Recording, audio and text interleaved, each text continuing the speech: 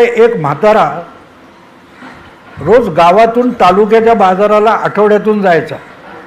एक दिवस तो नातवाला बरोबर घेऊन गेला आणि नातू त्याच्या खांद्यावर बसलेला होता आणि शॉर्टकटने जात होते. थोडंसं जंगल होतं, त्यातून जात होते.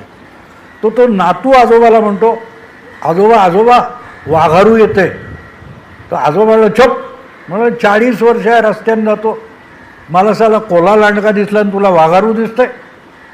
तो परत थोड्या तो आजोबा आजोबा वाघारू येतोय. 3दा झालं. शेवटी एक वेळ अशी आली की वाघ येऊन समोर उभा राहिला. तो नातू घाबरला, त्यांनी जवळचं झाड पकडलं आणि तो झाडावर चढून गेला. आजोबाला वाघाने मारलं. आणि मग दादा कोंडके म्हणाले, आता सांगा नातू शहाणा होता की आजोबा शहाणा होता?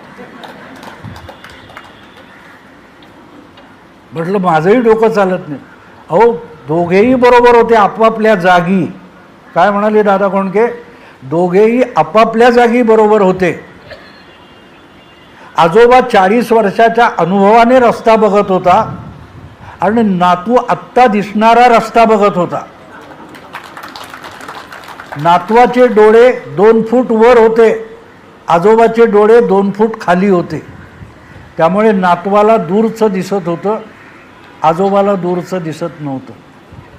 तेव्हा बारामती आणि देवेंद्र यातला फरक कळला मित्रांनो.